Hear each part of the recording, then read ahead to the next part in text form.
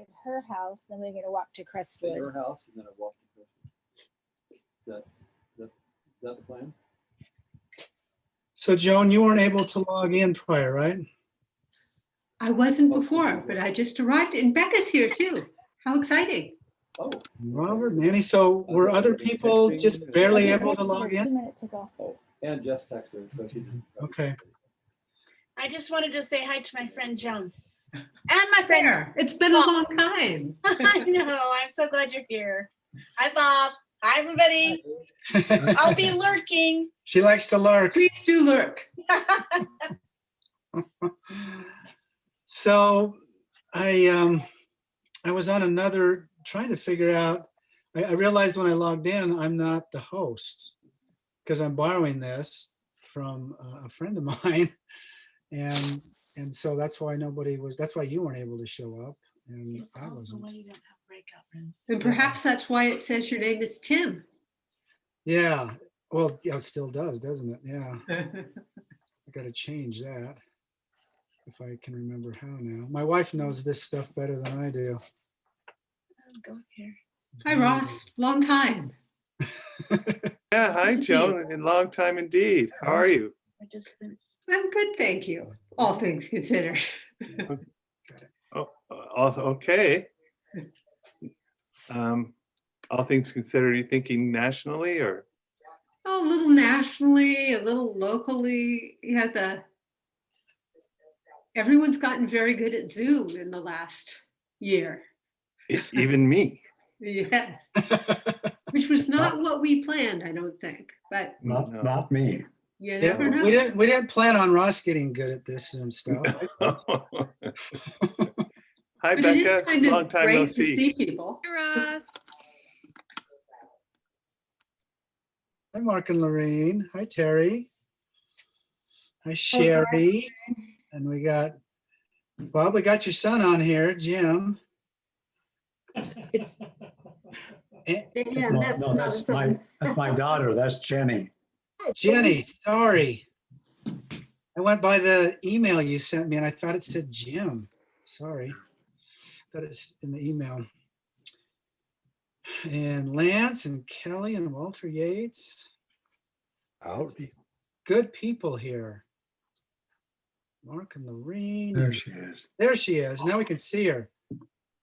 How are you, Gloria? well, how are you, Mark? Great. Good to see you. So Good to good see to Who see you. wants to say hi? Gloria, Mark, Ross, Hi, everybody. Jean. Kelly and Walter Yates are here. Okay. This is like the cool kids. Everyone, whether we know you or not, personally. So Annie, is that the Annie I think I know?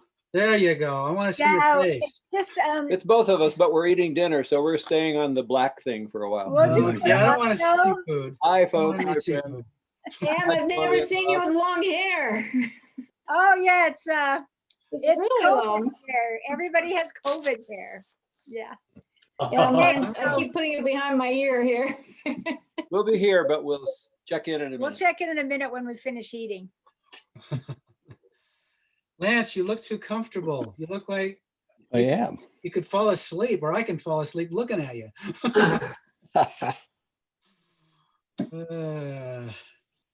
Now, Val, tell me about yourself. You have to unmute. Where are you, Val? There's Val. Yes, I haven't attended one of these in a million years. Well, welcome back. Well, thank you. I moved here from Portland, Oregon about 13 years ago, me and my husband. And Do you talk her? Because it's got to go up. Go ahead, Val. If you're not talking, then mute probably. Go ahead, Val. oh, you know what? My speaker is not working. Can you hear me at all? Yeah, I can hear you. can? Yeah. Oh, okay, that's good. Can't we tell him it's too soft or not? Yeah, Just- I'm a Annie, I think you need to mute your, here, I'll mute you. I need to mute. No, you're fine. I just, Okay. Annie and the Giles need to mute. Okay. Yeah, I am professionally, I'm a relationship coach. I work with singles on getting them crystal clear on who the right partner is for them. Really? Is that possible? We can't hear that very well. Well, good, thank you. Did you say, is that possible? I did. Can you turn your volume up a little bit? Somebody's You know having a hard time hearing I you. should do this on my phone. My laptop has some speaker issues. So Okay. I'll change and get my phone. Okay, cool. I will leave. Well, give Hello, us- Dan. Danny Eastman. Hi, I'm here. Good to see you. Hi, Dan. Hi, Emily. Let's give a couple more minutes just because people often arrive a little late, just like in Mhm. real places when we meet. So I'd like to give a little extra time here. Hey, Jay, Yes, sir. where's Janet? Janet? Jana. Oh, Jana. Jana, I can't remember what she said. She had some conflict tonight, maybe with a client or something. I'm not sure. I don't remember. Can you hear me now? We can hear you now, Val. Okay. Thanks for being here. Jay, Yes, Bob. there's a very funny, lovely little children's story that we used to read to our kids. Jenny will remember it. And it's nothing ever happens on my street. And there's this kid who's just kind of, nothing exciting happens on my street. And as he's walking along the street, one house is on fire, another's got a witch climbing out of window. All kinds of things are happening. I kind of felt that way yesterday. Nothing ever happens in my capital, and then suddenly everything is happening. The world's falling apart. It's true, huh? It's crazy. Bob, Joan is a neighbor. You guys are neighbors, No. You and Joan. You're pretty Joan, close. I mean, Bob, Oh, tell I'm me. in Berkeley. You live in Berkeley. Yeah. Right. That's Where are near, you? We're near in Novato. we're just across the Richmond Bridge. Neighbors compared to Utah. Yes. Yeah. That's what I meant. Sorry. Relatively neighbors. Walter, you look stunning in that beard.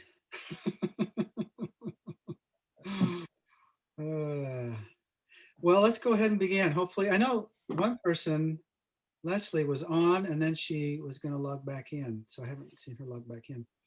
And then hopefully a few others will still make it. Welcome. So nice to have you, to see your faces. I wish we were seeing each other in real time. Well, it is real time, in real space, I guess. Jay, Yeah. this is Anne or Annie, and I wanted to see if Terry Halverson is the Terry Halverson from the Woodstock PTA.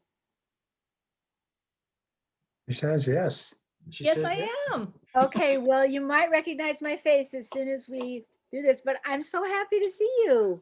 Well, thank you. I'm anxious to see your face. Do you still live by Woodstock? Are you still around or? I'm over by Olympus High School now. Okay, all right. You're pretty Well, close you to me look then. great. I like your hair. Thank you. Okay, I'm gonna. Annie. mute you. Annie, go back and eat. And make sure you be, okay, good. So anyway, thanks for being here. You guys make this group work. And thanks to Tim Chavez for loaning Faith Matters Zoom account for us to be able to be on as long as we want, and as many as we want. Excellent paper. And the big thanks to Joan.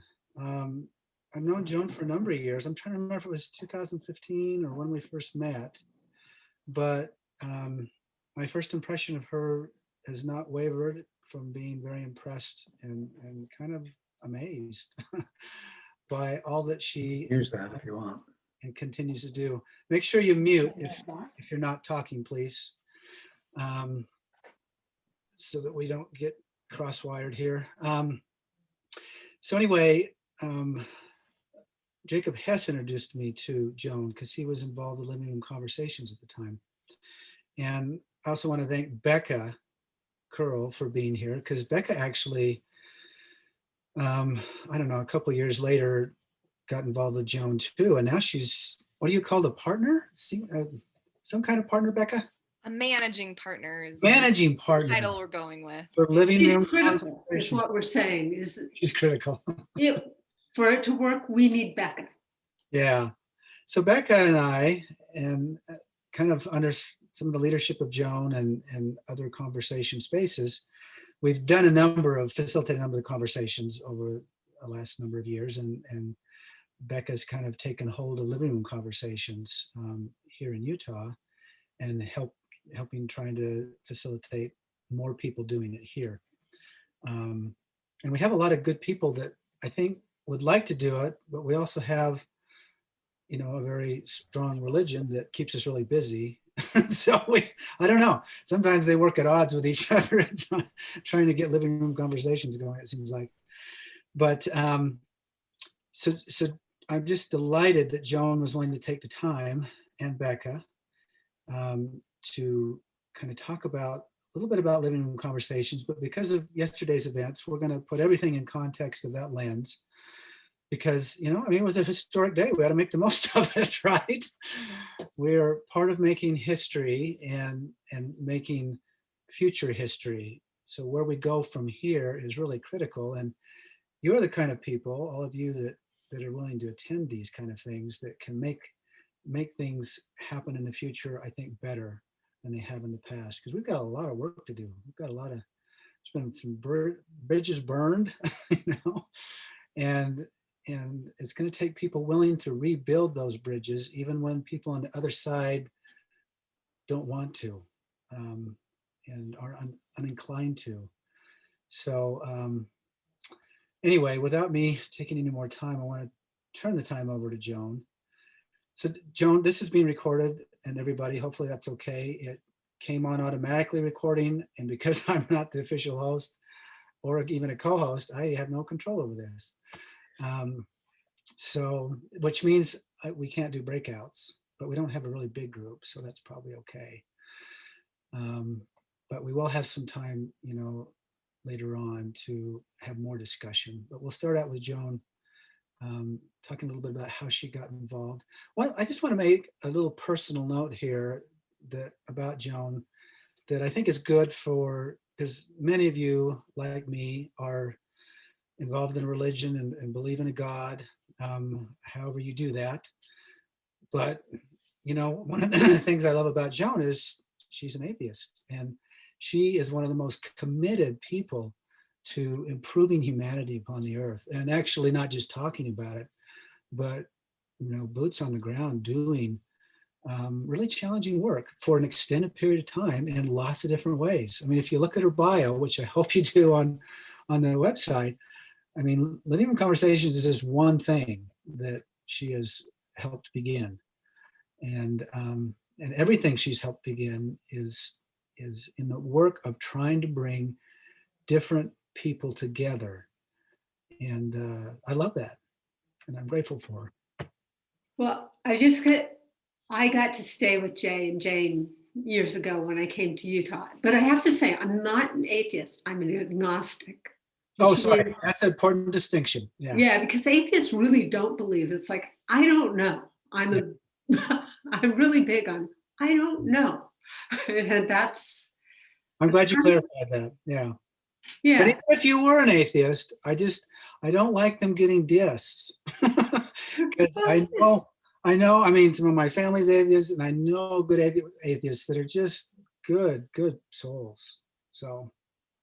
Well, the interesting thing about this work is it's, you know, it's about deeply connecting with people and, you know, honoring the dignity in every person.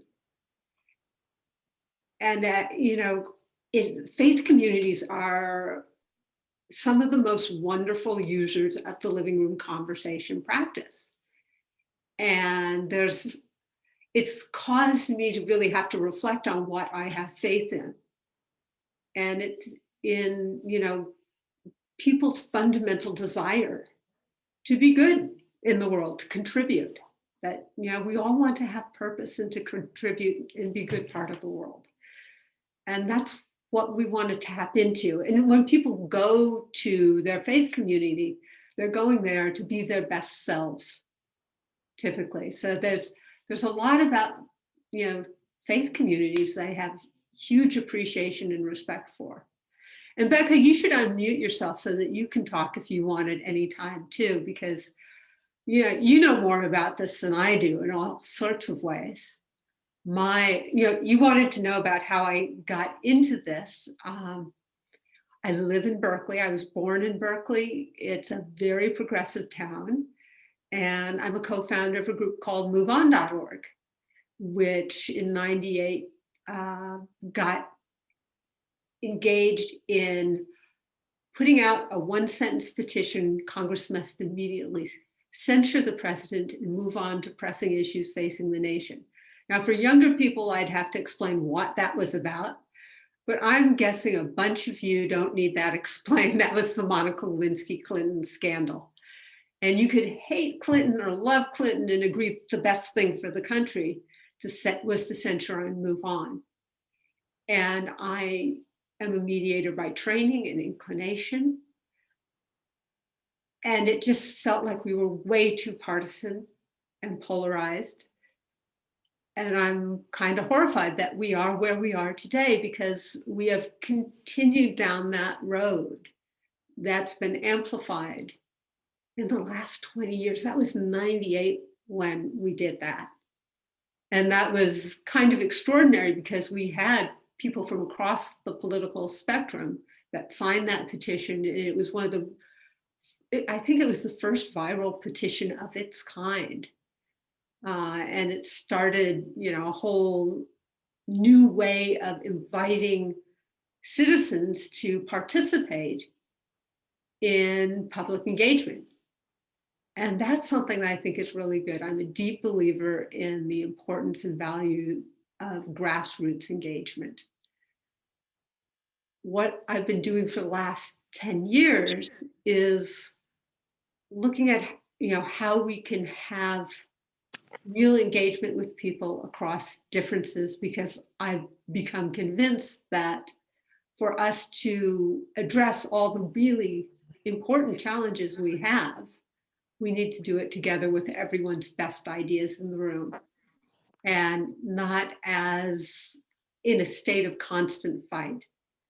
I ask people, whatever their priority is, imagine everyone in DC woke up tomorrow morning, all leadership, and whatever it is your top issue, what would happen? And then I just point to healthcare, and now I can point to COVID too.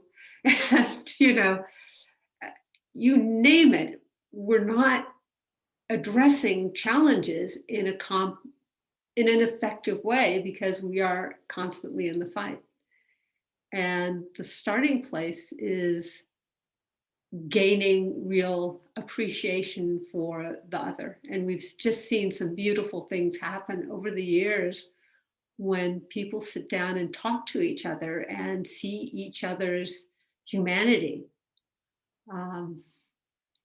Becca, what do you want to add to this? Because you've been doing leadership there in Utah now for many years. I will just say that I think one of the points that Joan brought up about this work and why it appeals to faith communities is because I think at its core, it's about underscoring the human element in all of these issues that we grapple with. So instead of seeing, whatever the issue is, whether it's gun rights or political polarization, when you add personal narratives, so the model that we use draws out personal experiences and narratives, and then it adds that human element where we can all sort of see each other, which leads to more understanding. So may or may not lead to persuasion, but at least kind of we're able to connect on that human level, which is the part that I enjoy the most, I think. I'm always worried about maybe stumbling or saying the wrong thing or using the wrong terms, and may stay out of challenging conversations because of that fear of not knowing enough to engage. So this has proved to be a really nice, really low bar of entry to just find a conversation guide on any given topic and share my personal experiences and listen to the personal experiences of others. And it's kind of like a really nice building block for feeling more confident in dialogic spaces, because we're just trying to relate, through conversation. I mean, when we started this, the focus, I started it with a conservative and independent partner, because you got to walk the walk in this kind of, and it was focused on political polarization. But over the years, this practice has expanded. And there's a whole set of faith community conversations. And this year we came up with a lot of COVID conversations that are just about connection, because people are feeling isolated, lost in the time of COVID. What is essential? Alone, isolation, or solitude? An opportunity to reflect with 4 or 5 other people on your own experiences. And I have this one mom I know that she got her mother involved and her nephews involved, and it was a way for her to get to know her nephews in a way she never would have otherwise. And her mother at the same time was going, and her mother joined with a friend of hers. It was like, when can we have another? So it was a way of taking care of people she loved and engaging them and having a deeper conversation. Because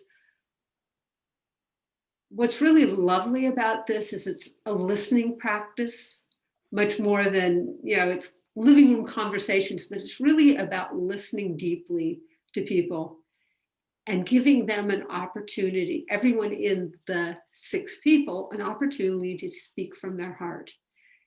And the questions are personal questions about your relationship with whatever the topic is you've chosen. So we do have politically hot issues like guns and responsibility. And you'll notice it's guns and responsibility. It's not gun safety. It's not gun control. But it's been reviewed by a diverse team, which Becca actually leads, to make sure that it's welcoming to the broadest possible group of people. And there's an evangelical church in Boise, Idaho, where I got to hear the story this year about how they have monthly living room conversations at that church. And they chose to go for, hard issues, abortion, race. Well, things blew up on their Facebook page. And they decided that, well, okay, we'll switch out what we have and we're going to have the guns and responsibility conversation. And I heard the story about this, one table where there were, a couple of men for whom they're ready to die for their Second Amendment rights. And, one woman at the table, had been deeply traumatized, not once, but by guns. And they sat at that table and they heard each other. And they walked, it was a really profound experience for them. And when they walked away, it impacted their lives and how they related. And it wasn't they totally changed their minds, but they had this understanding of where the other was coming from in a way that impacted the way they viewed the topic. It's, we as human beings tend to like black and white for some things. And so often there's so much more nuance to it. And when we sit with each other and when we care about each other, we get the nuance. And it's not as simple, and it can be really confusing, but it's very valuable, and it's binding. It allows us to go places. And that's, as I look at what's happening around the country, I see that, all around the country, we need to do this restoring and in some time, for the first time, creating the connections so that we're seeing each other with love instead of seeing each other as less than in some ways, because very bad things happen when we start to look at each other as, unworthy as human beings. It's a very bad place to be. Joan, one thing that I've noticed that I think is kind of a crux of a lot of this, and maybe you can address this in terms of your recent op-ed in the USA Today. But this kind of demonizing of people who disagree with us. And I hear this even in some friends that I have. We have a couple in our neighborhood who actually flew to DC, were there. They're avid Trump supporters. I think that whole experience there, I haven't talked to them, but obviously you had people there that wanted to peacefully protest, and then you had a whole other segment that turned it into something else. So, you know, I don't want to paint a broad brush because I doubt, you know, they're not the kind of people that would have been storming the Capitol. But on our Facebook site, I hear things like good and evil, and it's you know, it's kind of a religious language, and I often hear that, and it really concerns me on both sides.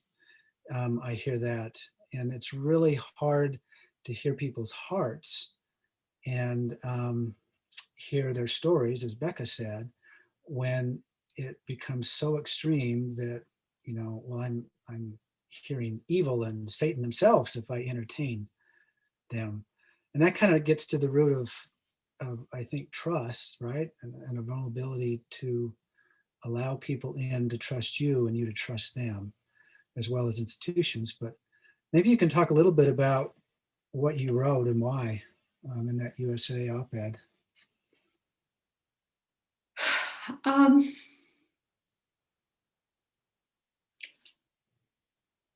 The USA op-ed is asking people to really step up to this time with the ability to care about people we disagree with, that we don't have to, you know, hold the same opinions about things. People can have goodwill, good, you know, want good things for their community and not have the same viewpoint. And a recognition that we are actually living in separate narratives all too often now. And that, you know, so what my conservative friend hears and sees is so profoundly different than what I'm hearing, that I think they're, you know, misinformed, they have bad intentions, and that we have to pull back from that and be truly curious with each other and give each other a real generous benefit of the doubt and begin to figure out where our commonalities are, and that it's essential for our success as a nation, as a world. You know, my top issue is climate change. You know, if the world as we know it can't support future generations, then all bets are off. And we're not going to address that unless we do it together. You know, we have to have that agility that comes with some mutual respect and trust, so that we can try things. If it works, we do more of it. If it doesn't, we stop doing it. But we're stuck in a deep way. And we've been stuck on healthcare for, you know, a decade or more. We got the most expensive healthcare in the world per capita. And we're not even in the top 10 in terms of outcomes. I don't think that's because we're stupid. I think that's because we are, you know, in this dynamic that is just undermining us. Yeah, Joan, I want to spring off of, you said misinformed and then bad intent. I'm not sure if I would put misinformed with bad intent, I mean, as the same level, because I think we can genuinely believe someone's misinformed and still have good intent and still have a conversation with them. Does that, I don't think they're equivalent. I think it's critical that we do start from the premise if someone believes what they're saying, and they have good intent in what they're trying to accomplish. But from my perspective, I could also say, well, I think they're misinformed, and that's why they come up with that conclusion. I don't know what. Well, I'm just seeing so many people assuming bad intent these days Mhm. about those people. Mhm. And that's makes it very hard for us to want to sit down with each other. Yeah. So would you, I think, Becca, you would probably be able to talk to this too, in terms of your experience in conversations. And the things that I've read, we hardly ever are persuasive with facts. We may be better informed. We may have all the facts on our side, and yet it will not move the dial in terms of someone being willing to maybe even engage with us. In fact, sometimes they'll just become more entrenched. So how do we breach that wall of where, and we all come from, on other sides of the wall, we're all coming from this feeling that we have the facts and that we're not misinformed. We're both coming at it that way. So how do we get through that wall to each other? This is kind of all about getting through that wall, because it's not about talking about the facts and any of these. Becca, do we have any that are about talking about the facts? Nah. What would you say, Becca? What? I would say one of the reasons that I love something like a little bit of structured dialogue is because everyone shows up into the space intentionally to talk about something. This election cycle, I'm politically moderate. I've voted Republican and Democrat. I've always been an independent voter. And for the first time this year, I put up a political sign in my yard, and it was a Biden sign. And we just moved into a new neighborhood before COVID hit. So I was a little nervous. Around the corner, there's someone with 7 different Trump flags, including like the Rambo one. And so I was, a little hesitant to throw myself out there. And then in October, my in-laws, who are extremely conservative, moved to Utah. So the first time they came over on a Sunday, and I took the Biden sign down. I was like, I just can't, I don't want to ruin their Sunday. I don't want to ruin my Sunday. I'm just going to put it in the back of the house. And then I put it back out, and they stopped by randomly. And my mother-in-law was a little tense, and she said to my husband as she was leaving, she's like, we need to have a living room conversation about this. Because I don't know, I need to tell you why this is wrong, sort of thing. And I tried to engage her in a casual conversation. I understand you probably had a reaction to me having the sign out, and this is kind of the thinking that went into it, but it's been a really hard decision, and I haven't really been really comfortable with either of the candidates. And I tried to be as open as possible.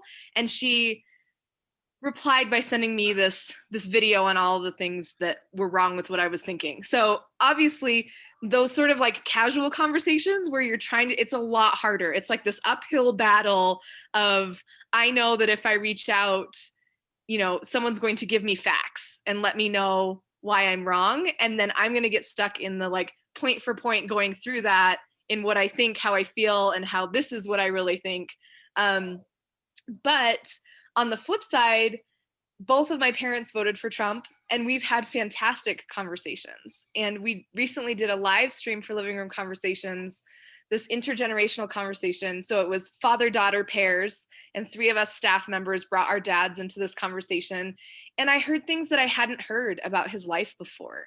And they were immediately vulnerable. And, he opened up about, as this is being live streamed to the world, he opened up about his mom leaving him when he was 5, about his only brother committing suicide. And it was just because we showed up with the intention and the expectation that we were going to be authentic, and that this was a place where we could share our stories. So I think, yes, it's really easy to assume ill intent. And then when you have tools like this, it's kind of opening the door and being like, this is where you can check your assumptions. And we have questions, in our abortion guide, pro-choice and pro-life seem to be kind of limiting. What is it that you don't feel represents how you feel about this issue adequately. Like, what nuances are people missing in where you stand? And that then kind of, it gets you, I always think about being entrenched in my position. And then when you connect life experiences, it like takes you out of that trench. It goes to like the back, like the little kid me, and what my experiences or understanding about race was and how that brought me to this point. Which again, it kind of takes away that idea of villainizing other people, because you see the little kid thems, or like the experiences that brought them to this point. And there is definitely something powerful in showing up intentionally to a space to talk about something, instead of casually or via text trying to engage in a conversation where you definitely get stuck in the fact swapping. Thank you. Joan? I was just going to say, that's the other big topic that has become key this last year, was the race and equity issues. We have some beautiful race conversations that have been, it took a year to get the conversation series on race, finalized, because it's a sensitive issue, but people have a deep experience when they decide to do that. And Becca is leading, one of the pair of people that are leading on the race and equity work. And it's something people need a thoughtful, gentle way to enter, because it's scary. A lot of this stuff is scary. I think you're right. I like that idea of structure. And I just want to say, I should have said this at the outset, living room conversations, there's just not like a multi-level thing. I mean, there's no fees. There's, they're just tools that are free out there for anybody to use. So, there's no gig going on here. I just want to make sure those, if you're not familiar with living room conversations, it's just a wonderful, simple tool that has been very thoughtfully crafted to help create a safe conversation. Because like Becca illustrated in her own personal life, it's so easy for them. I had this go to me time and time again. I've had this happen. They just go awry. It doesn't take much to go off the rails when you come with the best intentions. Something sets you off, and you just automatically start to kind of either refute it, or you get defensive, and then you start throwing out facts and we and us and statements, and it just goes south way too fast. But when I've done the living room conversations, again, the structure has been helpful, and it's not like you have to memorize it, or it's not complicated. So anyway, how about we transition now from talking about specifically living room conversations, and I listed the website, which has a vast array of resources, explains how it works. Becca, you live in Provo, right? Or in Orem? Yeah, Provo. And I hope you all sign up there, because once a week you'll get something telling you about what's coming up in the coming week that you might want to join. Yeah, and there's videos online that you can watch that demonstrate how it works. But these are the kind of things that I believe that we need to be involved in. And there's a number of groups out there. I've had Erica Munson with Braver Angels, and so there's a number of tools out there. Avail yourself of whatever works. But we've got work to do. We've got an America to heal. And I kind of want to talk about going forward now from yesterday's event, how to kind of frame that and in a healthy way and move forward. So Joan and Becca, maybe you can address that, and then we could open it up to the group for their thoughts too. But it's easy after something like that happens to get even more entrenched in what you already assumed and thought about those people, whoever those people are. I listened to most of the Senate live online. I didn't want to listen to commentators. I wanted to listen to them. I was pretty impressed. and I think, and I talked to a friend of mine, this longtime wonderful guy, and he said, as I sent him the link, and said, you might want to be listening to this, and he did, and we touched bases later on the evening. He said, I was in tears in part of it.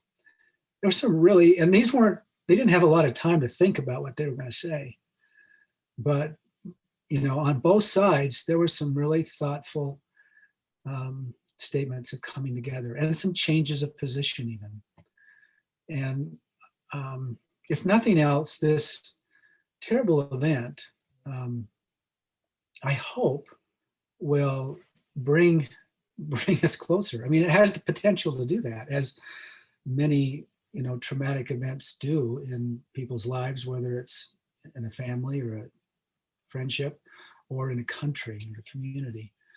So how can we, let's start, Joan, and then Becca, what do you see ways, knowing that we have these tools and you two working so long in that kind of space of bridge building and conversation, what do you see as a good, some framing to go forward?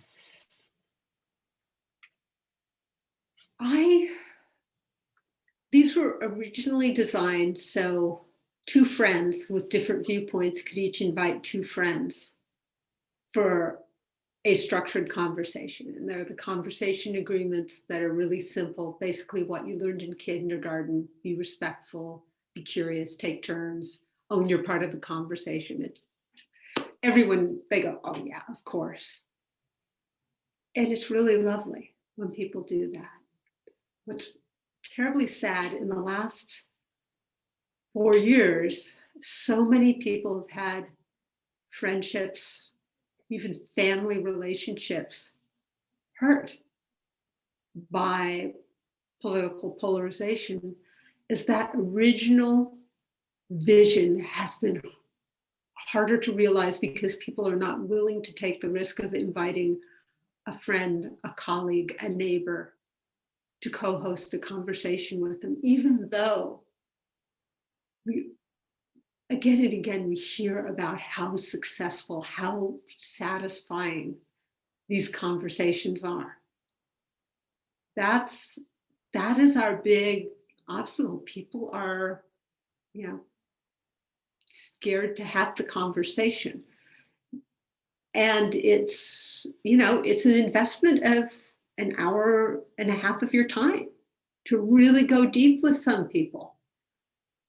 And that's hopefully what we're seeing, is like we've gone as low as we want to go, and people are going to show up and say, it's time to turn things around. And it really is going to take citizens stepping up and finding someone that they do know that has a different view and being truly curious. And we've written conversations now that are not about politics, because sometimes it's the best place to start. We've actually written one about trust to try for this year, just because trust is so foundational to everything and it feels like we've lost it. So personal trust and trust in institutions. We also have some wonderful conversations on technology and relationships. And in that conversation, age makes all the difference in the world, whereas left-right doesn't make so much difference. I first thought we needed to, when I first started this, that we needed to talk about politics. And now it's kind of, I don't care what you talk about. Talk and build those bonds. And talk about something you're interested in, and it's good. Becca, what are you seeing?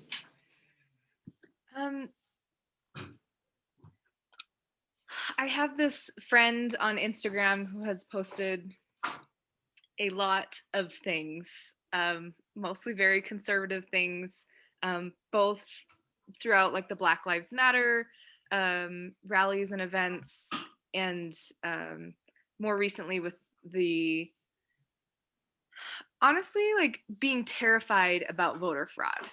And I've tried to kind of like set aside how I feel.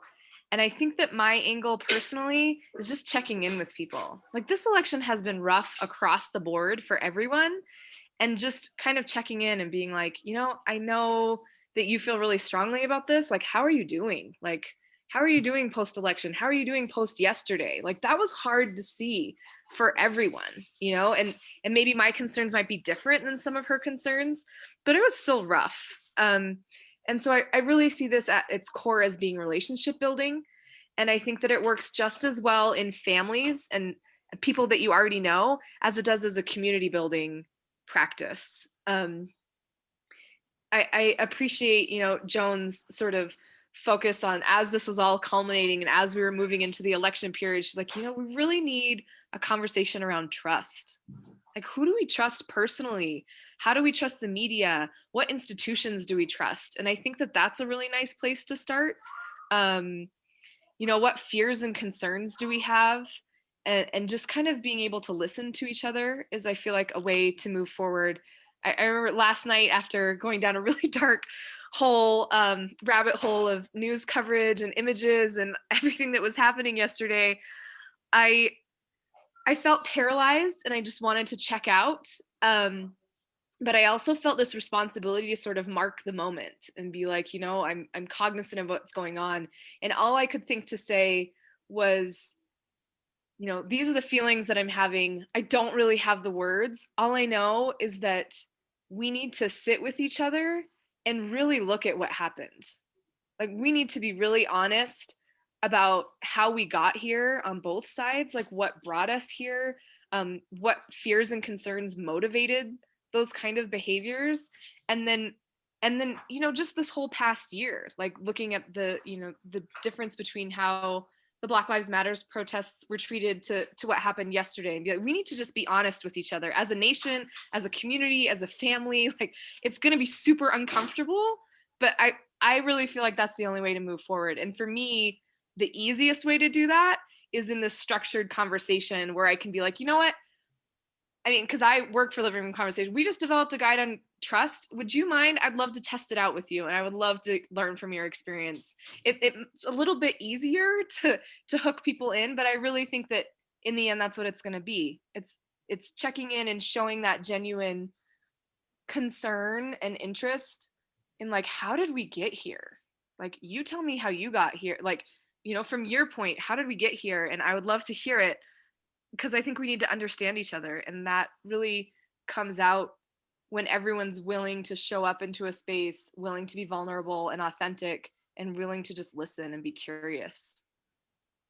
Making that personal request to someone to join you, to co-host a conversation, is remarkably powerful. And people show up. And Becca, what you said made me think about kind of the core of my op-ed was, I don't ever want to have another election season like we had last year. I never want to experience that again. I want to trust, because progressives were sure that, the vote was going to be messed with, and conservatives nobody trusted the votes. We're all responsible for having a system that works. How did we get here? And how do we, we've got to own it and take it on. And so I'm talking to folks all around the country and hoping that they will claim their space, so to speak. And one of the wonderful things is these conversations work by video. We've had research done, 18 months of research, and they looked at the outcomes from in-person and video, and they're both effective, both short-term and longer term. So, if it's still COVID world, you can do this by video. Or if you have a friend in another county or state, you can co-host with them. And it's actually a really kind of cool place to catch up with a friend that you like, and haven't seen for a long time, or someone you're worried is feeling isolated. It's multifaceted in its values. So Joan, how did, I mean, I listened to the Glenn Beck show with you and the other gal on it. Justine. Yeah, I mean, he seems a big fan of you guys, big fan of yours. Did he approach you or you approached him? I can't remember now.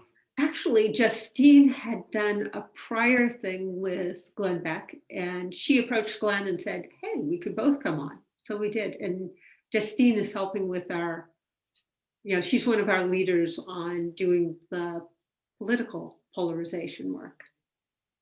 Yeah, he's a big fan of yours now. That's good. That's good.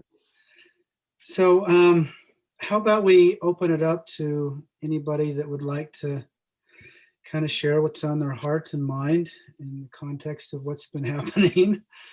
And I think one of the things I know in my training and facilitation and stuff, and I don't consider myself good at it, that's why I keep trying to get trained, but is to try to be willing to sit with hard things to hear. Because sometimes people just need to express themselves. I know, my wife would tell you I'm not often not good enough at that with her, at just listening to her upsetness and her pain right then was something. And I kind of heard that from both of you, that's, I mean, when Becca talks about checking in with somebody, not to say, oh, did you hear about this? Or let me tell you, about this, but you're asking them on a kind of across the aisle of whatever the issue is, that was probably really hard for you. Tell me about how you felt and how that struck you. That takes a generosity, I think, of heart that I want to build more of in myself. And I also think, we need to come to any conversation with, a heavy dose of humility, knowing that where we are right now and what we're thinking and feeling may not be our best selves and be correct or even helpful. I've sure been there and done that. But anyway, let's open up the conversation. Anybody wants to share kind of what they're thinking and feeling. And again, what I struggle with, sorry to keep going on, but what I struggle with is at times as you watch those images of yesterday of the people storming, trying to remember those are real human beings, that if I saw them in a different setting, we might be able to have a nice conversation depending on what we were talking about, and trying real hard not to just demonize them, but realizing they kind of did this in their mind, this brave thing that they're trying to do to save America. Some of them, not all of them, but I'm sure there were some sincere folks in these groups that it's really hard for me to go there. I really struggle to see them that way and to give them a bye, or to see them with some kind of compassion. Trump's probably the hardest one I have to look at. But anyway, go ahead, peeps. Who wants to start? Ross? Yeah, I'm not going to address the bigger issues, but this last thing that you said, Jay, it might be, I'm just going to suggest something. It might be that, I don't know how that event unfolded. I don't know why it unfolded the way it did. But my guess is situation had a lot to do with it. Are you familiar?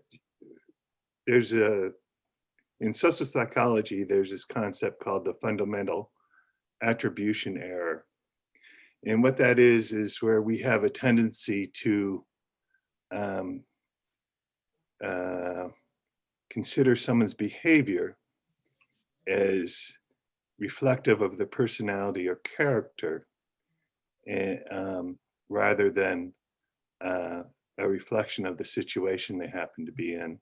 The classic example is the guy who cuts you off the road and you think, what an idiot, what a crazy driver, or an aggressive personality and you don't know what his situation is. You don't know why he did that, or if he even did it consciously. You don't know if he's trying to get to hospital or anything else. And the flip side of that is when we do something stupid when we drive, a lot of times we consider it situational. It just happened to be the situation I was in, and I missed that or didn't see them or whatever. It didn't have anything to do with my personality or character. So I'm just going to throw that out there as perhaps a tool in helping to see or in helping to be less inclined to demonize or characterize any of the people that were in there. I've never been in a mob. I've never been in such a situation, but I suspect that the situation would affect my behavior. That's it. That's a great point, Ross. Great point. You know, Stephen Covey years ago gave, I think, the most powerful example of that. He's on a subway. There's some unruly kids and a mom, and the kids are just irritating him and all the other passengers. He finally goes over and says something to her about it, and she just says, well, their father just passed away. So, I mean, that's where he came up with this term paradigm shift, completely changed his paradigm of how he judged that person in that situation. Yeah, so that's really valuable. Thank you. Yes, Kelly. Unmute yourself. Did you call on somebody already? Kelly, I did. She raised her hand. So, and then I'll do you, Dan. I'll be fast.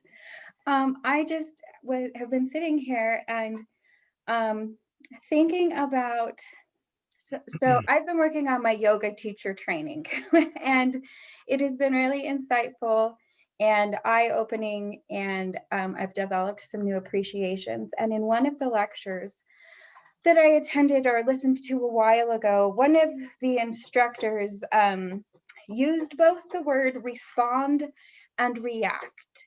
And I don't know that they meant to make a deep point, but that difference has been on my mind.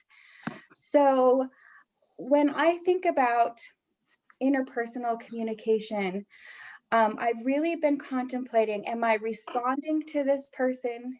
Meaning, am I being thoughtful? Am I looking for context? Am I giving them the benefit of the doubt? Am I waiting to respond and actually hearing what they're saying? Or am I reacting? Am I responding reflexively or impulsively? And this gets into kind of the neuroscience. Am I allowing my amygdala to take control, fight or flight? Or am I allowing this information to actually get into and sink into my frontal lobe so I can make an informed decision? And that was just something that, as we've been talking, I've been increasing my list on the difference between respond and react.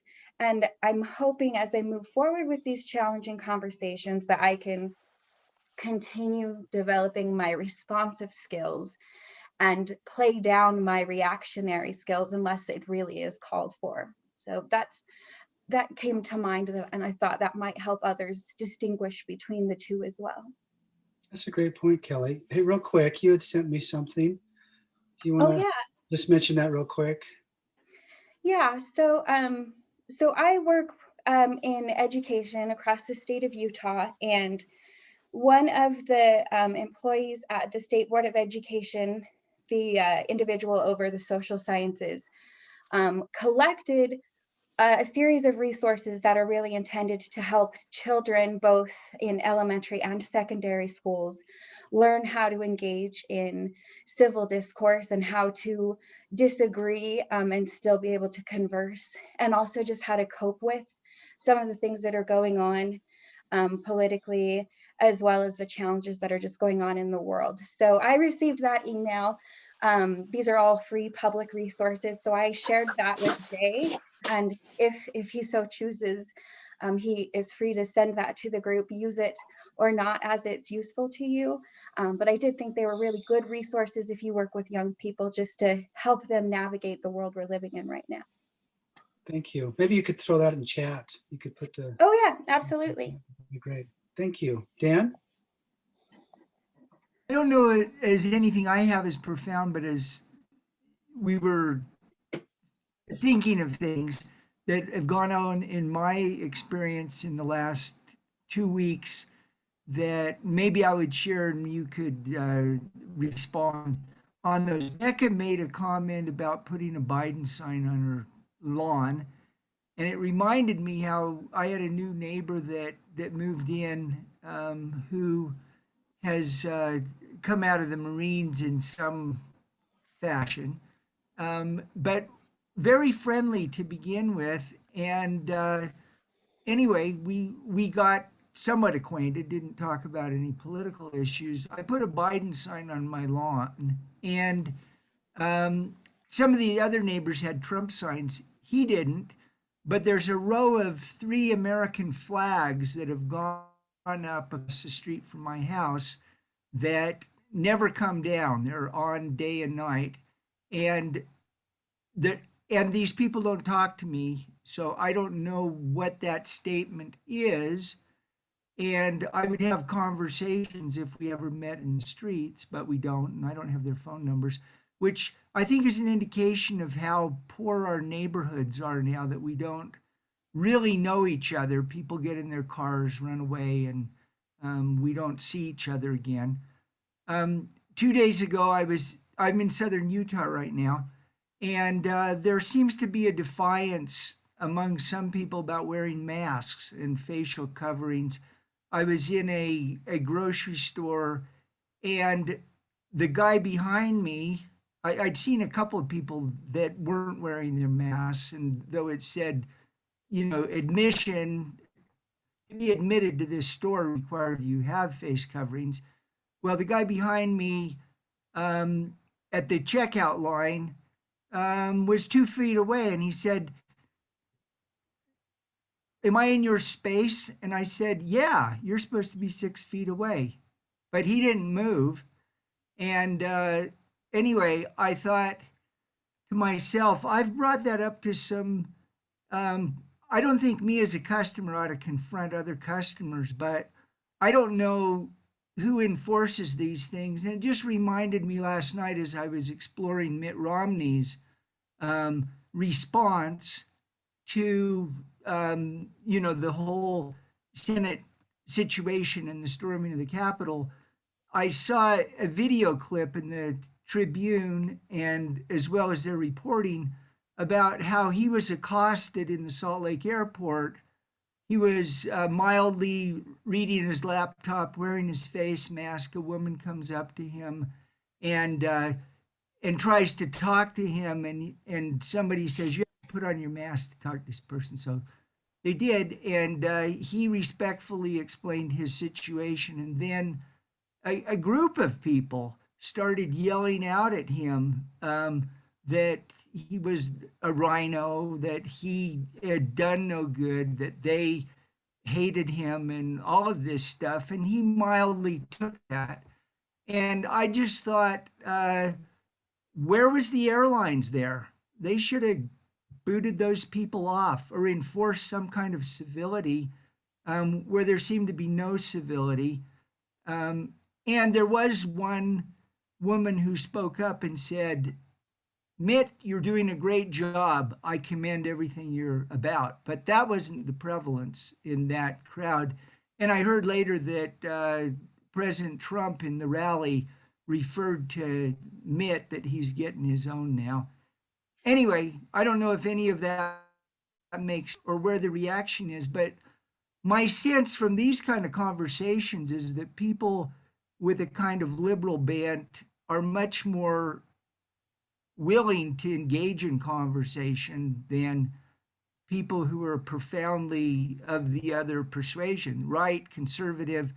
I may be wrong, but they want to share their views, but they don't want to listen to other people's views. And that's been my experience. So I just want to respond to there's a lot of people on both sides that don't really want to have these conversations because they find it scary. And it has been true that there have been more center to the left showing up, but it's also been a conservative dominated politics for the last 4 years. Things may be in transition.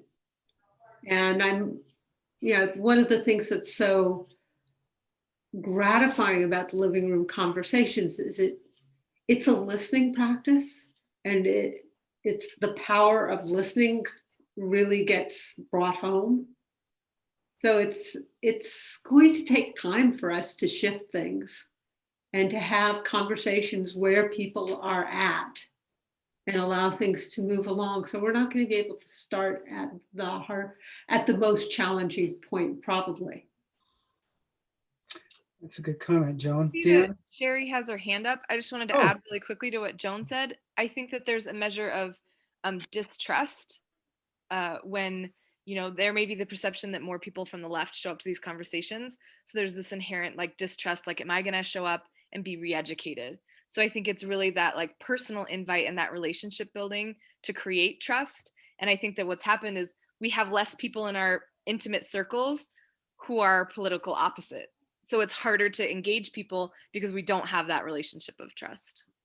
Sorry. Thank you. And to add to that, you really want to have balance in a living room conversation. You don't want to have one conservative and 5 progressives. You want to have people feel really comfortable. So Sherry and then Mark. My comment was that it seems like there's a lot of courage that has to take place to have these conversations. And the feeling if you can step forward might have to be whether you feel your voice is a minority. So I thought the point of having both sides representative does show it. I know that personally, yesterday, I had seen an image that someone put on Facebook, and I thought, well, that tells the story of how I feel.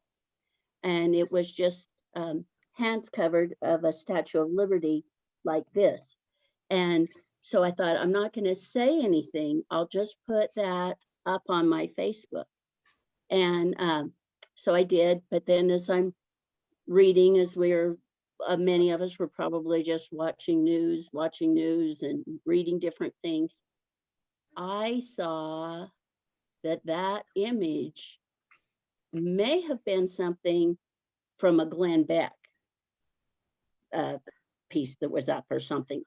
Anyway, it made me feel like it may have come from that. And I thought, oh, that's going to disenfranchise all of these people that might see it. And I've done it as a temporary profile picture. I better pull that down. Probably because of having fear about people's reactions. And my other thing is my question is, for starting these living room conversations, if you feel like you're, I think it was called in the things I read before, your filter bubble is also that your associations really aren't that diverse. How did you reach out and create the community where you could hear? Because I know at work, I have a friend that is very much more liberal than I am. And, but when we sat by each other, I know that I so encouraged her when there was a Bernie Sanders rally, because she's young and she wanted to be involved and she had the day off work. And I was like, go. I remember when I was 18 and I heard President Carter go and speak in Utah. And so encouraged her. But as we've gone into this very vitriol speech and the way people put the little bites on Facebook, she's put a few things that said, if you think this way, you can unfriend me now. Well, I didn't unfriend her, but I didn't respond. So it's like, how do you have the courage to even get to the space to organize and host the conversation? That's all. I'll do a dual answer on that, which is there's many answers, but I co-hosted a living room conversation in my living room years ago with a co-founder of Tea Party Patriots. So Move On and Tea Party Patriots are kind of seen as polar opposites. He brought 2 of his friends. I had 2 of my friends. And I was nervous, but we had this amazing conversation. And I really liked his friends and he liked my friends. And it was a great dynamic. So when you get people in that really, with that intention of good connection, and you create that container, and if you take a look at one of the conversation guides, they're really simple and specific. And so, you know, have a conversation that you're truly curious about and enjoy it. And it sounds like this person might be a really fun person to co-host. Maybe have the technology and relationship conversation with her. You don't need to go to the politics, and build some relationship. And a lot of people get cohorts where they do it more than once because, you know, you're building trust and understanding. But, you know, I didn't naturally know the Tea Party Patriots co-founder. A friend of mine introduced me to him. So if you're looking for someone outside of your normal circle, probably one of your friends has a connection, even if you don't. That's the other part of my answer. Becca, anything to add? Oh, you're muted. I think we talk about this a lot as being kind of like a mindfulness practice within conversation. So it's something that you grow into, and I think that you'll find a way that's comfortable for you. What I do if I'm trying to reach out is I'll talk to, you know, a friend that I may know is like further one way or another. And I say, I'm really trying to understand this issue. And I ask them about it, and we just have a conversation on the phone. And then I say, who else should I be talking to? And then they'll refer me like, you know, this person is really into guns and responsibility. And then I'll talk to them and I'll say, who else should I be talking to? And I just have these sort of like basically listening sessions where I'm not saying a lot. I'm just kind of learning from people. And then that gives me the confidence then to organize a conversation and reach back out to everyone and say, I really appreciated learning from you. I'm organizing this conversation. I would love if you could come and share the sorts of things that you shared with me when we talked before. So I think there are ways to expand your network. It takes a little more legwork, and the more that you invest personally, I think the more successful you'll be if you don't feel like you have people in your network already that would fill those perspectives that you want to hear from. Becca, you're available to help if somebody needs, right? In Utah? Yeah. Thank you. I've been doing large scale community dialogue events in Provo for a while now. Yeah, you have. So I've been to some of them. They've been good. Mark and then Bob. This is such a wonderful discussion and conversation. Thank you, each of you who've contributed. We've alluded to a spectrum of progressive to conservative, and in some ways, it can seem that those are some of the more operative factors and dynamics, but I think the other dynamics that occur, at least in my experience, have to do with our ability to, you've used the word, Joan, trust and openness, things like that. And I'm grateful to hear Becca talk about mindfulness. There's some material that I found very deeply helpful in giving me kind of the ability to navigate where I am in this. And it's the work of Arbinger, which goes back to Terry Warner, who with Arbinger wrote the book, The Anatomy of Peace, which is a profound study of how we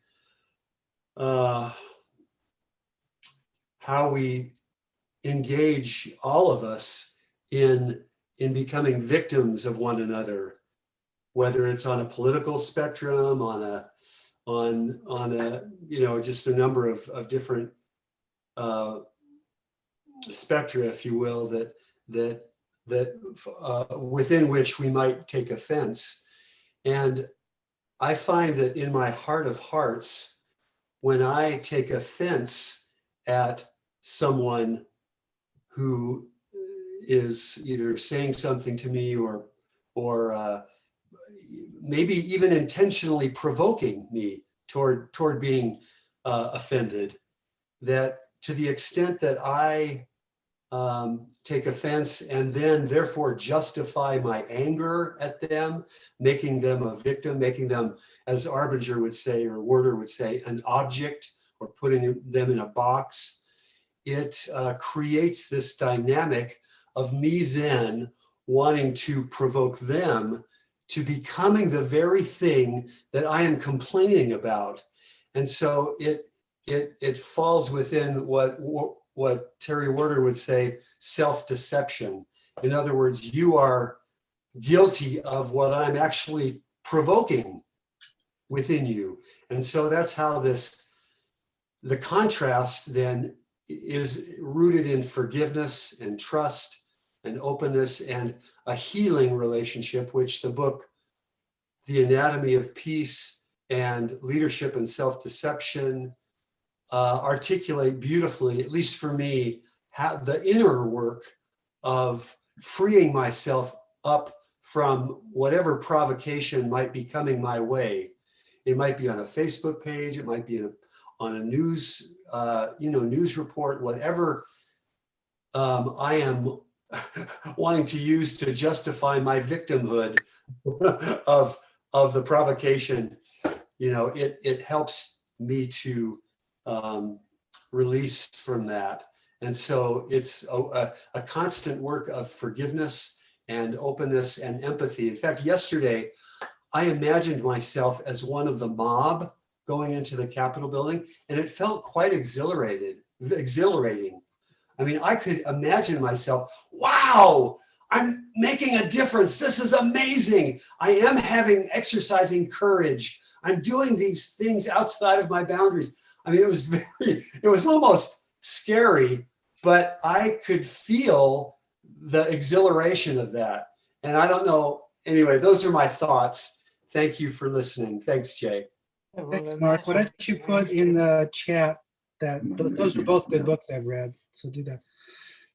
Bob? A couple of things. One, I found that so much of what we learn by trial and error about who we can have conversations with, and some people for whom it would be futile. I made the mistake in my ward of sending some of my op-ed pieces to some close friends, and quickly learned that from their reaction that I shouldn't do that anymore. We also, the other thing that I think that might be helpful, when I worked at the Institute of Heart Math, we talked about deep heart listening, to listen not simply with your ears, but to listen, try to be open-hearted. And Rumi says we should listen to one another with the deep ear inside our chest. That is with our heart. So even if you can do that, which you can do with some simple breathing exercises, it sometimes helps you to know. Randy Paul has developed some really wonderful strategies and the Foundation for Interreligious Dialogue, I think it's called, or diplomacy, something like that. But I think a lot of it has to do with making a judgment as to, is it even futile to try to have a conversation with this person, or you get information from them that makes you feel that it's probably not worth even trying. And the fact is, we can't have conversations with everybody. If you follow Jesus, I try to do what he did. I find that even after his being tempted by the devil, Jesus tended to demonize the devil.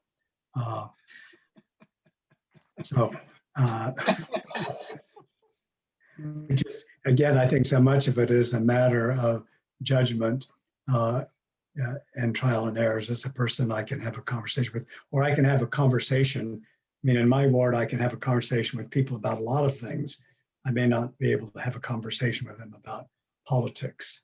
And so looking for those common areas where you can have conversation, that may build trust to have another kind of conversation, or at least to try. But I think it's futile to try and have conversations with some people without perhaps injuring the relationship. Thank you, Bob. Thank you, Bob. Yes. Oh, wait. Sorry, Ross, hold on. And Annie, you had your hand up? Or no? Okay, Ross, sorry. I just want to ask a couple questions of Joan, Becca, and anyone else. I guess. Well, Joan, I read the USA Today piece, and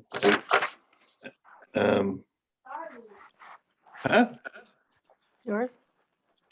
Anyway, and the other things that Jay had listed there.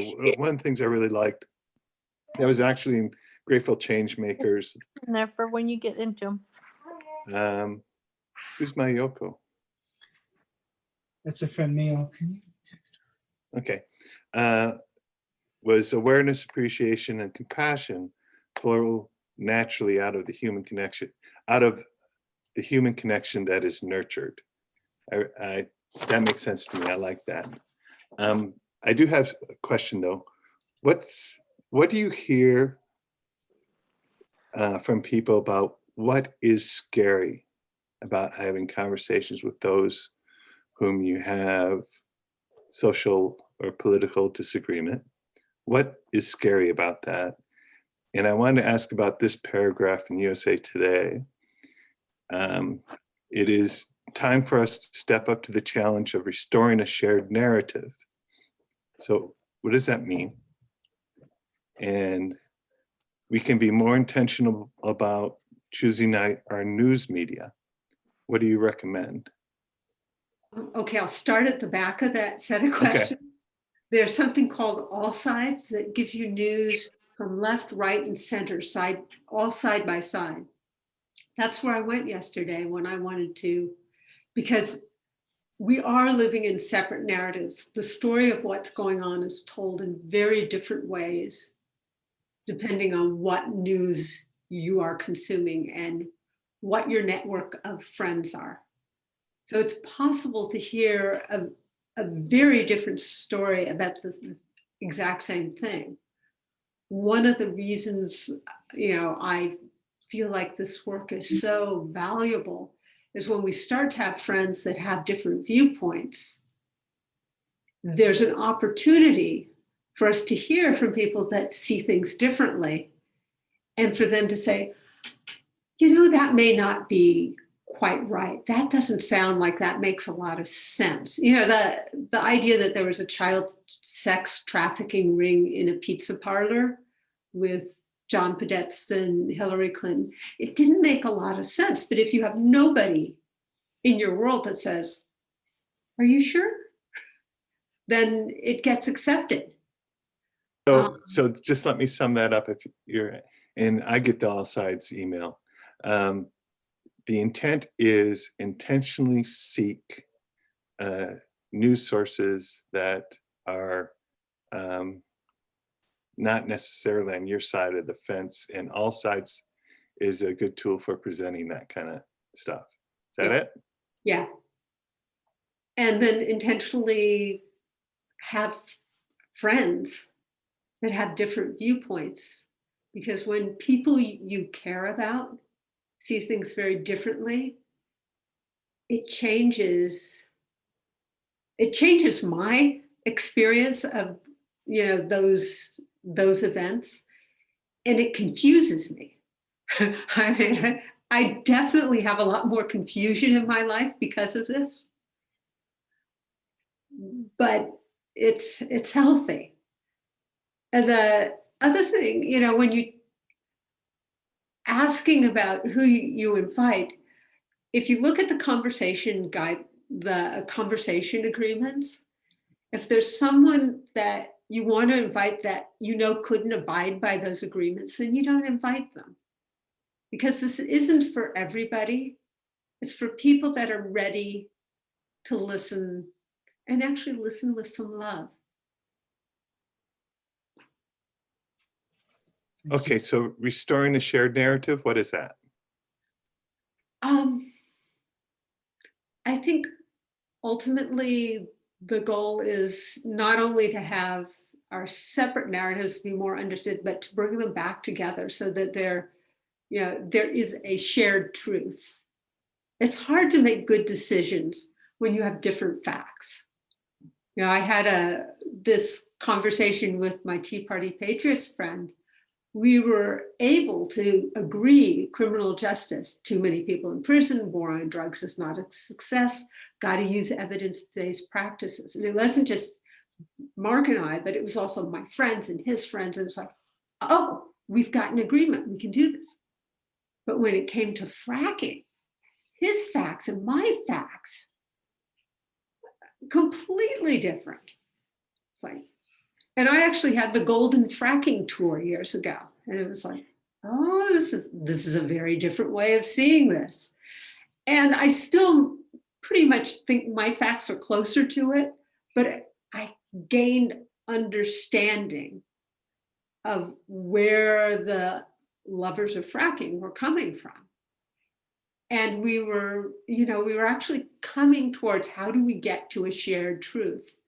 Because what happens in communities that have fracking coming in is they can't have a good conversation together about whether they want it or don't want it in their community because they don't share facts. And that means the money and power dominates rather than the community making a good decision for itself with knowledge. And that I object to.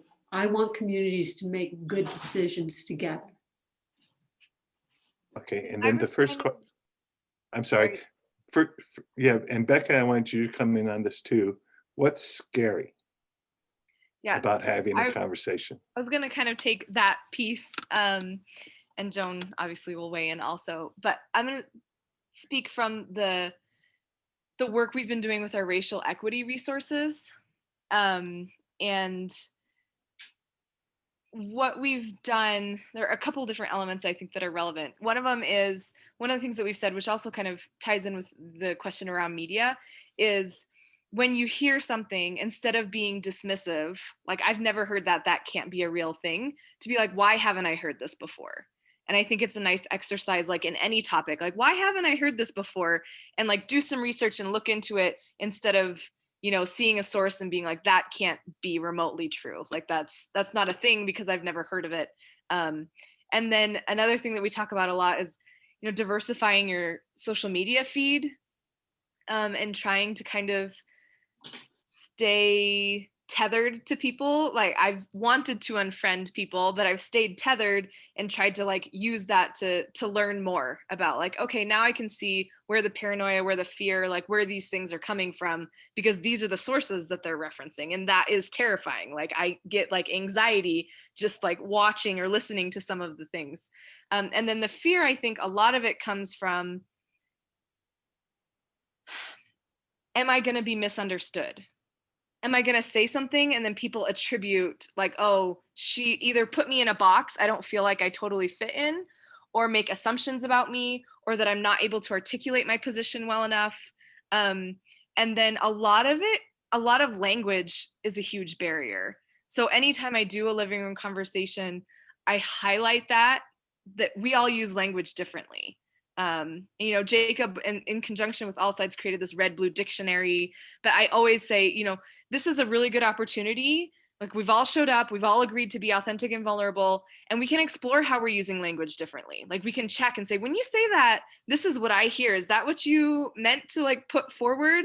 And especially in conversations around race, where there can be a lot of political correctness, like even, do I say Black? Do I say African American? Like that can be enough to stop me and to stop, as we do these trainings, that's enough to stop people from engaging in the conversation, is not feeling like they're equipped enough. In relation to language, let me just quickly say, how we say things can make a big difference. You can say, when I look at you, time stands still, or you can say, you have a face that would stop a clock.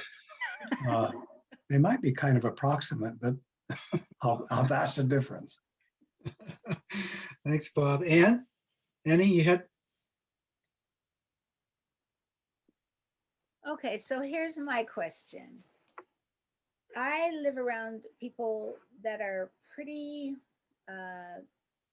closed as far as their opinion. So I really don't know exactly how they feel. I've been a little bit more open, and the Biden-Harris sign, and people walk by a lot, and some look at it and some stop and say, "Oh yeah, you too," and they want to talk about it. But so I wondered, I mean, there are people that I really want to know more about, and it isn't just to find out if they agree with me or not.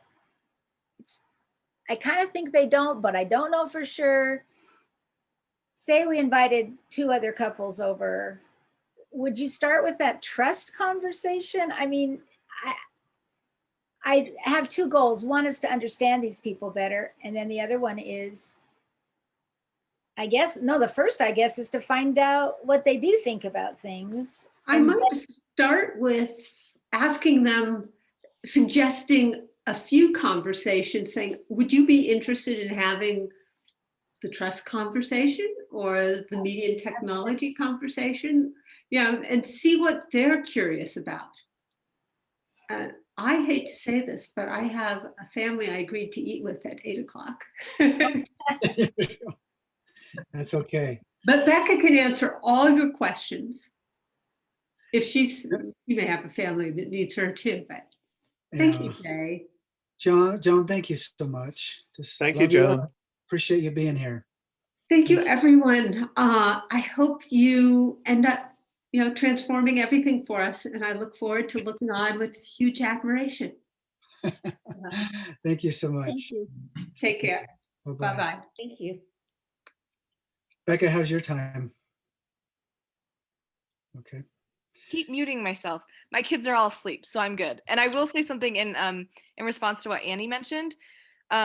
We recently developed these kind of buffets of questions because we realized 90 minutes in a structured dialogue can be a big ask if you've never been in conversation before.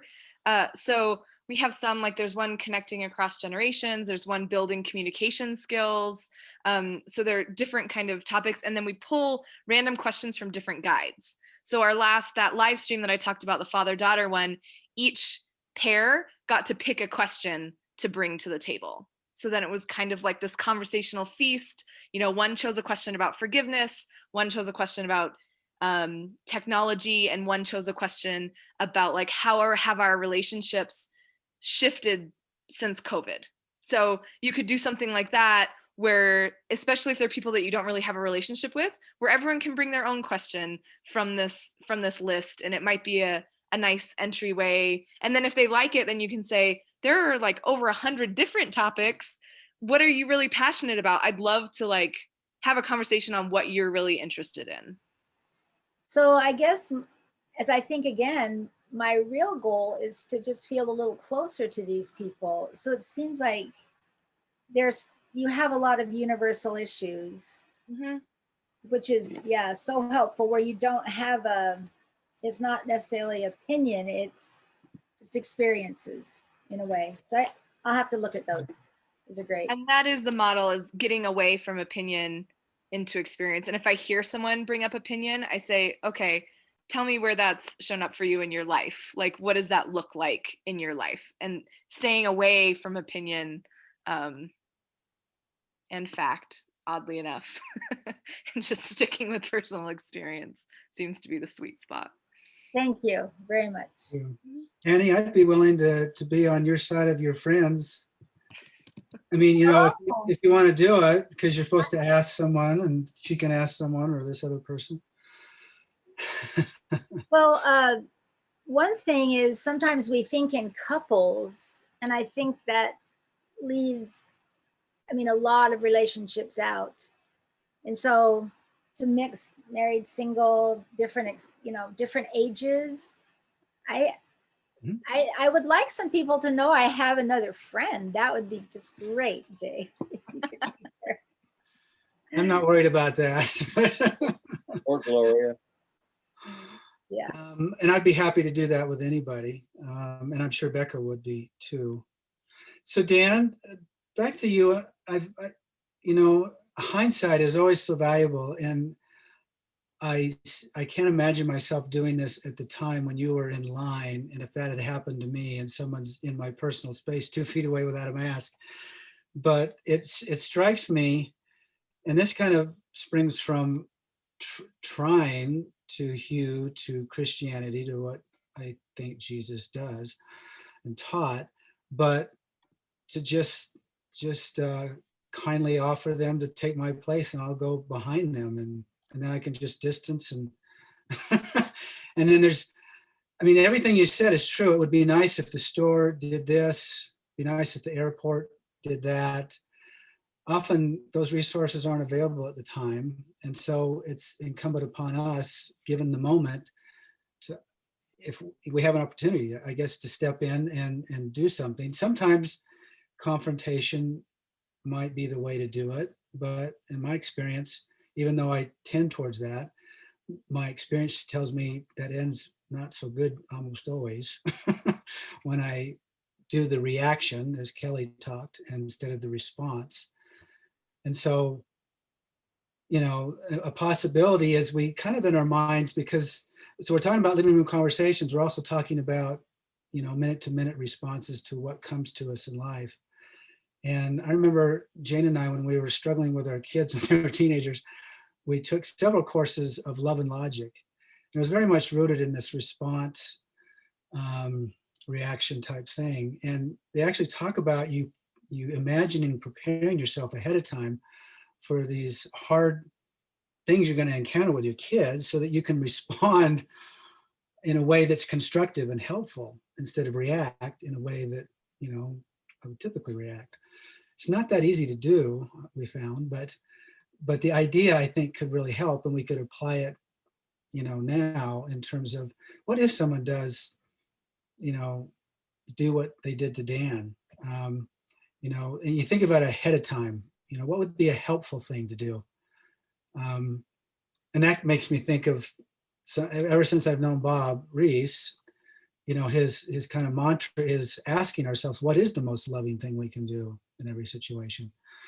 And it doesn't mean it's always the easiest, or it's, you know, the most sweet and light thing to do, but it does give you pause to say, what is, you know, the best thing that we could do? Anyway, I'll shut up. So we can go on for a little longer.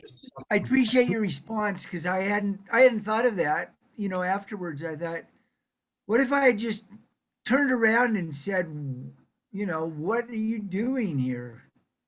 Obviously, you know, we have rules and you're not obeying them, and you're in my space, and don't you care about you're getting COVID from me or me getting COVID from you? And I guess those were the responses afterwards that I thought of. But I wished I had responded the way you just suggested. Didn't come to mind. Well, I don't think it would have come to my mind at the time either. That's why I'm saying hindsight's more valuable.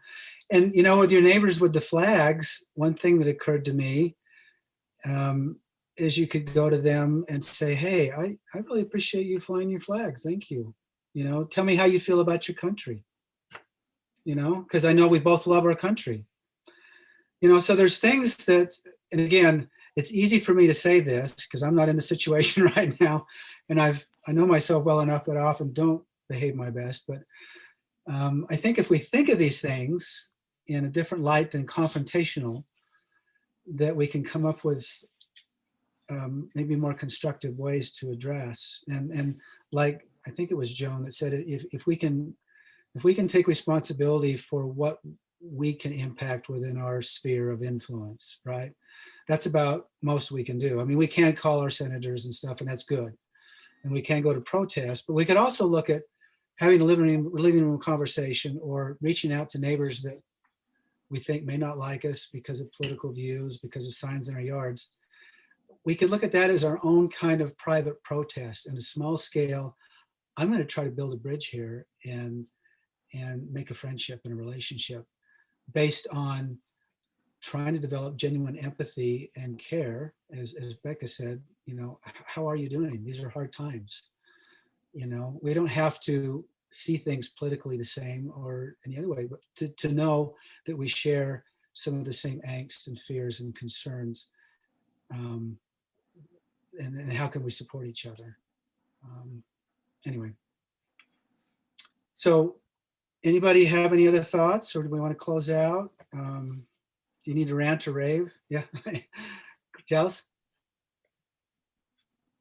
Guide. It's online. It's online. Yeah, I'm sure. Yeah, so I have it on the website, and Becca can put it in the chat, livingroomconversations.org. All right. Yeah. Well, thanks. It's been informative. I'm not trying to shut it down. My kids tell me I always do that in conversations. I'll just say something. Well, it's been nice having you. So I didn't mean to do that. It's okay. Jay, in the future, can we do bathroom conversations and kitchen conversations? Anywhere you like. I see a file. Hot tub conversations there. How's that, Bob? Oh, that's fun. Hey, Mark has his hand up, but I don't see him. Mark, did you have something, or you just left your hand up? Maybe that's a high five. Oh, I left my hand up. It was, I'm sorry. Do I need to take it down, or do I? Okay. Thank you. It's a high five. It's been wonderful. Thank you. Hey, Lance, did you unmute your, did you, yeah, you have your hand up, Lance. Yeah, I did have something to share, and it's Glenn Bexman mentioned a couple of times my oldest son is his digital content manager, and so it's my fault. I introduced him to him many years ago, but you know, it was 4th of July, and we'd had all the kids over, and it's Tyson might have COVID. okay. All right. Well, I just got told that our son's partner has COVID, so we might have been exposed. Yay. So anyway, 4th of July, and our youngest daughter is Black. We had brought her home from the hospital a day after she was born, and she was quite, you know, upset with everything that was going on. That's right in the middle of all the Black Lives Matters thing. She's, you know, afraid, doesn't feel really equipped to be a Black person because we just know how to raise white kids.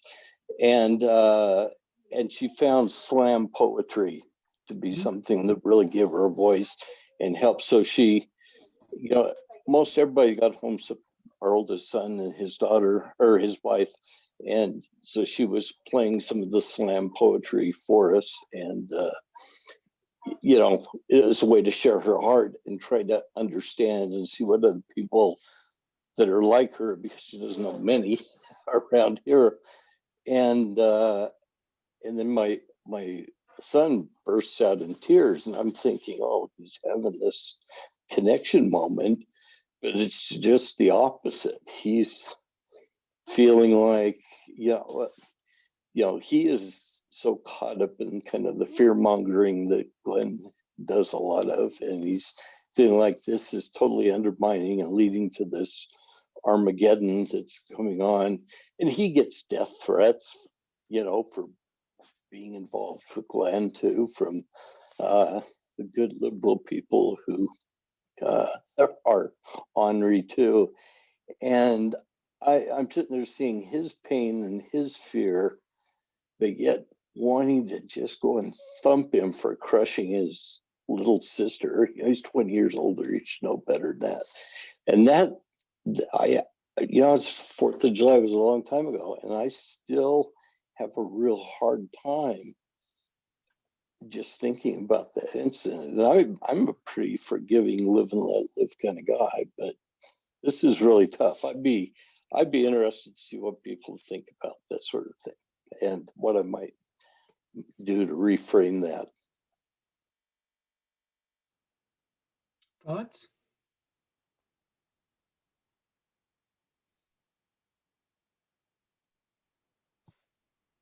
I'm not sure I caught all that. What did your son say or do? Oh, he just, he told her that what she's saying hurts him, and that if we individually and as a nation follow a path that whatever he feels Black Lives Matter represents, that it's the road to destruction of the country, and I mean, he was so emotional about it. He's in tears, and he just feels that so adamantly. He could not connect with her pain.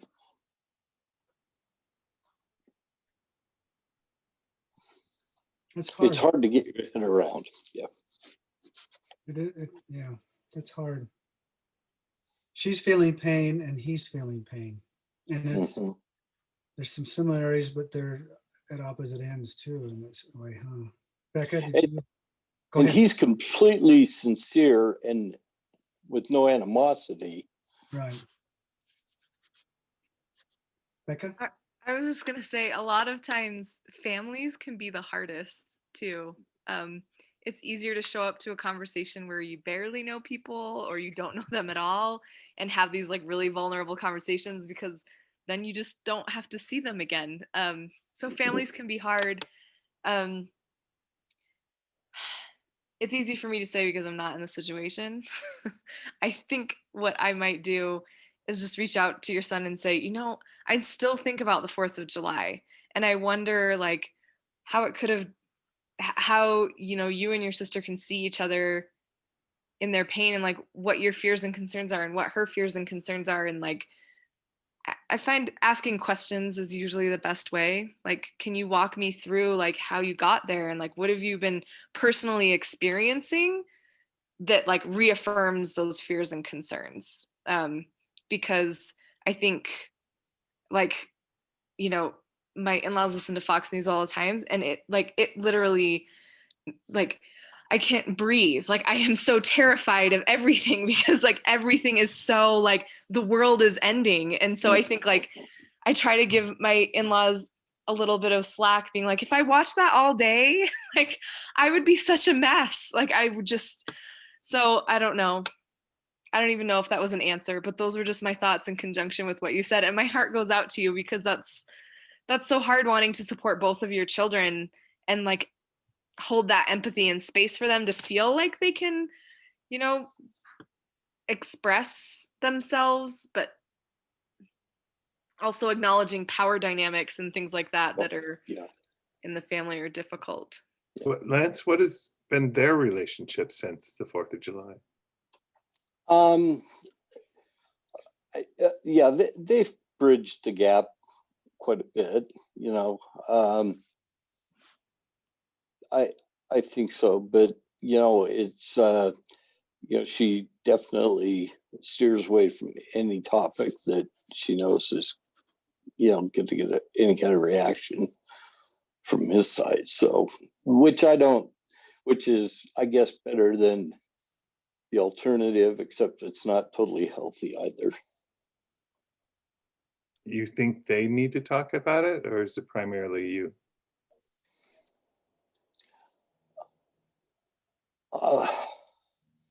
Well, I think it'd be great if they did.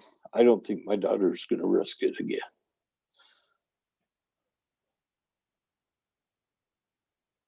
I should say just real quick, we are going over our 9 o'clock. So if you need to leave, we should understand. Don't feel obligated to stay any longer than you want to stay in this conversation. We can go for another 15 minutes or so, and that's fine. Happy to be here. I'm enjoying being with you. But I don't want anybody to feel like they can't just exit the conversation. And thank you for being here. Thanks. Thank you very much. Yeah, that's hard. That's a good question, Ross. I sense in that question, and I sense in you, Lance, that it may trouble you even more than them. But it sounds like, unless maybe your daughter's brought it up to you also, besides you observing what happened, and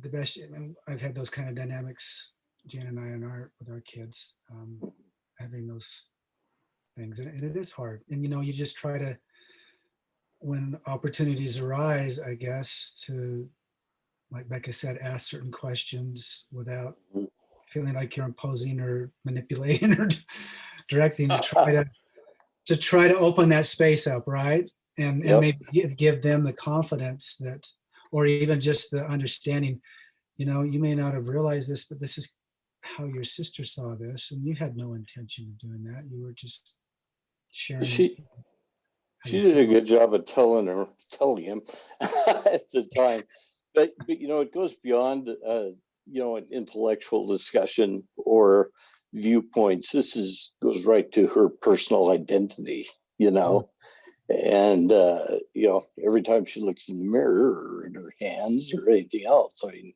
she knows she's different and is vulnerable in our society, and she shouldn't have to be in the house, but thanks for even just sharing is good. So well, thank you for sharing. Thank you. That's a meaningful share. Thanks. Anybody else have anything they want to share before we go? Any last thoughts?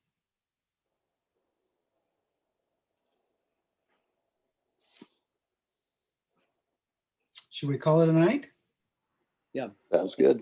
Yeah, Becca, I'll just say this. It's interesting that you're in Provo doing this work. I actually was born there, and some of my favorite people are from there, but I find it a difficult place sometimes. So congratulations on that. Yeah, Provo needs you. Yeah. I find that there are more people willing to talk than I think, because I was even thinking you probably all have the assumption that I'm swimming in conservatives here, and so I can like grab them into conversations all the time. That's not necessarily the case. I feel like just like you in Salt Lake, my immediate circle are mostly people who feel the same way as I do.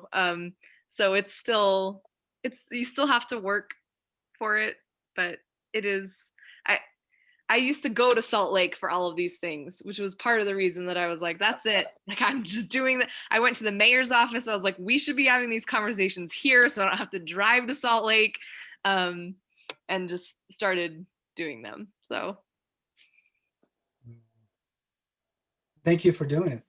Thank you for being that agent for good. So I would hope that we'd all consider and go to the website and consider who we could ask to do a conversation. I'm going to commit right now to have one. I haven't had one in quite a while. So I would love to talk to this friend of ours. We used to work on the community council together, and she's got a good heart.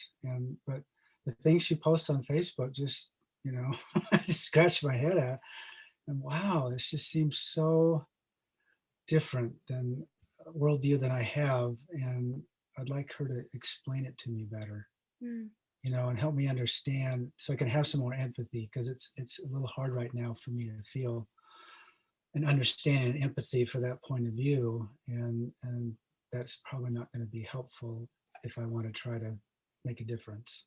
So anyway, I hope you'd all entertain this idea of trying to do a living room conversation. Yeah. Becca? I just wanted to highlight really quickly, if you are doing this in an online space, we have professional Zoom account lines that you can reserve if you only have the 40-minute one. So to be able to do the full 90, you can just click on a calendar and reserve it, and it'll give you a 2-hour block. So you have time before and after. And then we've also partnered with this emerging platform called Junto that you'll find reference to on our site, where they have the conversation guide embedded on the right-hand side of the screen, so that as you're having this virtual conversation, you can also see, everyone can see the conversation questions and guide. So if you're looking to do this in an online space, we do have some ways to hopefully make it easier for you. Cool. Thank you. Well, thank you again for being here. I appreciate it very much. Well, and thank you from our end. Appreciate it. Keep up the good work. Yeah. Trying. Let's all keep having hope, right? Yes. Hope and love. Keep hope alive. Yeah. There you go. Thank you, everyone. Good night. Thank you. Everyone. Well, some of it's like, why do you want to have a conversation with these people? So I hope that. Save. Thanks, Jay. Thank you, Becca. I enjoyed this. It's nice seeing you. You got a goatee. I feel like it's been a while. I don't know what's happening, but it's good to see you. It's really good to see you. You spoke very well. You did a great job. Very articulate. I do a lot of rambling as well, so I need to catch myself. I didn't feel like you rambled at all. I thought you did a nice. great job. I really, yeah.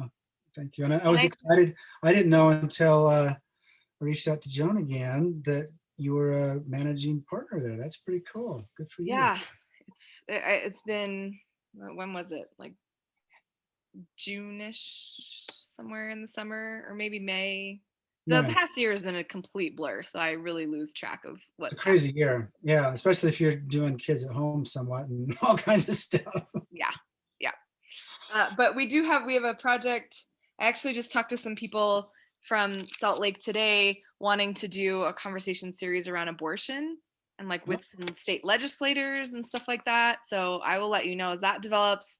And then the Salt Lake Tribune, we have the memo of understanding already. We just have to pick a date to have a conversation around political polarization, do like a statewide Zoom thing.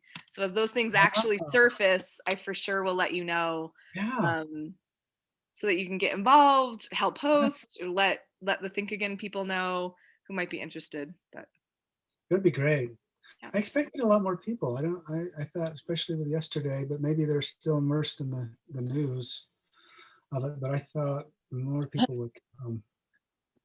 Oh, now you show your face, Christine. I know, Finally. I was doing stuff.